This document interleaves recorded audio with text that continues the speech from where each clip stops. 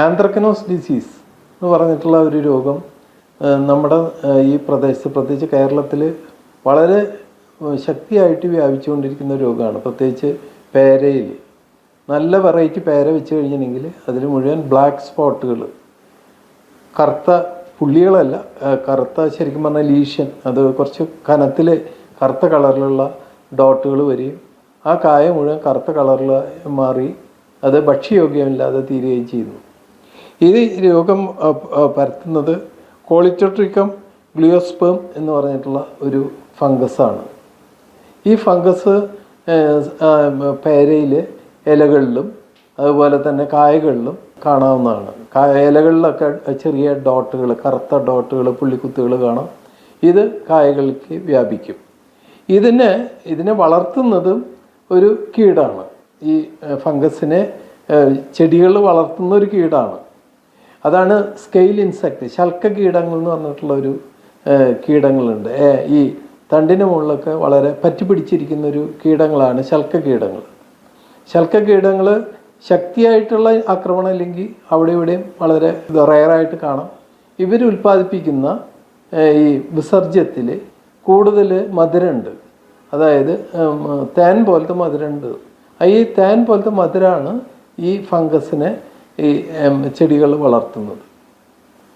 ഇതിനെ കായകൾ, ഇതിനെ ബാധിച്ച കായകളുടെ മറ്റേ ഫോട്ടോ ഇതോടൊപ്പം നൽകുന്നുണ്ട്. അപ്പോൾ ആ കായകൾ ഉപയോഗമില്ലാത്ത, അതായത് കായകൾ ഉപയോഗശൂന്യമായിട്ട് ചെടികളിൽ നിന്ന് വീണ് മണ്ണിൽ, അതായത് അതിൻ്റെ താഴെ ഭാഗത്ത് മണ്ണിൽ കിടന്നു കഴിഞ്ഞാൽ ഏകദേശം 4 മാസം വരെ ഈ ഫംഗസ് ഈ കായകളിൽ ഉണ്ടാകും. 4 മാസം വരെ കിടക്കും, എന്നിട്ടേ നശിച്ചു പോവുകയുള്ളൂ. അത്ര ഭീകരനായുള്ള ഒരു ഫംഗസാണ് കോളിറ്റോട്രിക്കം ഗ്ലിയോസ്പോറം.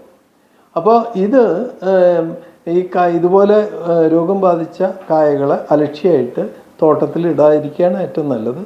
ഈ കായകൾ കംപ്ലീറ്റ് എടുത്ത് ഒന്നുകിൽ നശിപ്പിച്ച് കളയണം, അല്ലെങ്കിൽ അത് ഒരു കുഴി കുത്തി അത് മണ്ണിലേക്ക് ലയിപ്പിച്ച് കളയാം. ഇലകളും കൃത്യമായിട്ട് മാറ്റണം. ഇതാണ് ഏറ്റവും പ്രധാനമായിട്ടുള്ള കാര്യം. ഇതിനെതിരെ പ്രയോഗിക്കാവുന്ന ഒരു കുമിൾനാശിനിയാണ്. കുമിൾനാശിനി 2 പ്രാവശ്യം സ്പ്രേ ചെയ്യാനാണ് നമുക്ക് റെക്കമെൻഡേഷൻ. 2 പ്രാവശ്യം സ്പ്രേ ചെയ്യണം. കോപ്പർ ഓക്സിക്ലോറൈഡ് എന്ന് പറഞ്ഞിട്ടുള്ള കുമിൾനാശിനിയാണ് വളരെ കുറച്ച് എഫക്റ്റീവായിട്ടുള്ള കാണുന്നത്. പിന്നെ കോപ്പർ ഹൈഡ്രോക്സൈഡ്, കോപ്പർ അടങ്ങിയിട്ടുള്ള കുമിൾനാശിനികൾ ഈ രോഗത്തിനെതിരെ ഏറ്റവും ഗുണകരമായിട്ടുള്ളതാണ്. ബോർഡോ മിക്സറും നമുക്ക് ഉപയോഗിക്കാം. കോപ്പർ സൾഫേറ്റ് അടങ്ങിയിട്ടുള്ള കുമിൾനാശിനിയാണ്. ബോർഡോ മിക്സറാണെങ്കിൽ 1 കിലോഗ്രാം തുരിശ് 50 ലിറ്റർ വെള്ളം 1 കിലോഗ്രാം നീറ്റ് വെക്കുക. അതിൻ്റെ റേഷ്യോ ആണ് ഞാൻ പറയുന്നത്. നിങ്ങൾ ഉപയോഗിക്കുന്ന ക്വാണ്ടിറ്റിക്ക് അനുസരിച്ചിട്ട് നമുക്ക് വെള്ളം കുറയ്ക്കാം. 1 കിലോഗ്രാം നീറ്റ് വെക്കുക 50 ലിറ്റർ വെള്ളം. അപ്പോൾ 1 കിലോഗ്രാം തുരിശ് 50 ലിറ്റർ വെള്ളത്തിൽ ലയിപ്പിക്കുക. 1 കിലോഗ്രാം നീറ്റ് വെക്കുക 50 ലിറ്റർ വെള്ളത്തിൽ ലയിപ്പിക്കുക. തുരിശ് വെള്ളം കുമ്മായ വെള്ളത്തിൽ ചേർത്ത് നല്ലവണ്ണം ഇളക്കുക. ഇതാണ് ബോർഡോ മിക്സർ. ശരിയായിട്ടുള്ള ബോർഡോ മിക്സർ. ഇത് സ്പ്രേ ചെയ്യുന്നത് വളരെ എഫക്റ്റീവാണ്. ഇലകളിലും അതുപോലെ കായകളിലും അടിച്ചു കൊടുക്കുന്നത്. ഇത് വലിയ വിഷമുള്ള സാധനമൊന്നുമല്ല, വളരെ നല്ല രീതിയിൽ ചെയ്യാവുന്നൊരു. ഇനി ഇത് ഉപയോഗിക്കില്ലെങ്കിൽ ഇത് അടങ്ങിയിട്ടുള്ള കുമിൾനാശിനികളുണ്ട്. കൊസൈഡ് എന്ന് പറഞ്ഞൊരു കുമിൾനാശിനിയുണ്ട്. KOCID Kocide. അത് 2 ഗ്രാം മതി 1 ലിറ്റർ വെള്ളത്തിൽ കലക്കിയിട്ട് ഇലകളിൽ സ്പ്രേ ചെയ്യുക. വളരെ എഫക്റ്റീവായിട്ടുള്ള ഒരു കുമിൾനാശിനിയാണ് കൊസൈഡ്. വേറൊരു കുമിൾനാശിനിയാണ് ഫൈറ്റോലാൻ. ഇതെല്ലാം ബ്ലൂ കോപ്പർ, ഇതെല്ലാം ഈ കോപ്പർ ഓക്സിക്ലോറൈഡ് അടങ്ങിയിട്ടുള്ള കുമിൾനാശിനികളാണ്. ഇത് 2 മുതൽ 3 ഗ്രാം 1 ലിറ്റർ വെള്ളത്തിൽ കലക്കിയിട്ട് ഇലകളിൽ സ്പ്രേ ചെയ്യുന്നത് ഈ രോഗത്തിനെ ഒരു വലിയ പരിധി വരെ ഇതിനെ കൺട്രോൾ ചെയ്യാൻ സാധിക്കും. നമുക്ക് പേരയിൽ മാത്രമല്ല, വാഴയിലും ഇതിൻ്റേതായ പ്രശ്നങ്ങൾ കാണാറുണ്ട്.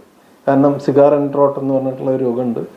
വാഴ കായ നല്ല മൂത്ത് വരുമ്പോൾ അറ്റം സിഗരറ്റ് കത്തിച്ച പോലെ കരിഞ്ഞു നിൽക്കുന്ന ഒരവസ്ഥ. മാർക്കറ്റ് ഡിസീസാണ് അത്. ആ രോഗം വന്നു കഴിഞ്ഞിട്ടുള്ള കായക്കൊലകൾ മാർക്കറ്റിലെത്തുമ്പോൾ അതിന് വില വളരെ കുറവാണ് കിട്ടുന്നത്. അപ്പോൾ അതിനും ഇത് വളരെ എഫക്റ്റീവാണ്. ഇതുപോലെ സ്പ്രേ ചെയ്യുന്നത് വളരെ എഫക്റ്റീവാണ്.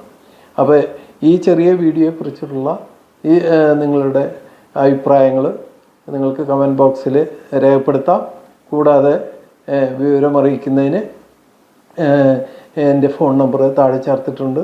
നിങ്ങൾക്ക് ഡീറ്റെയിൽ ആയിട്ടുള്ള അതിൻ്റെ മറുപടി ലഭ്യമാക്കുന്നതാണ്. നന്ദി, നമസ്കാരം.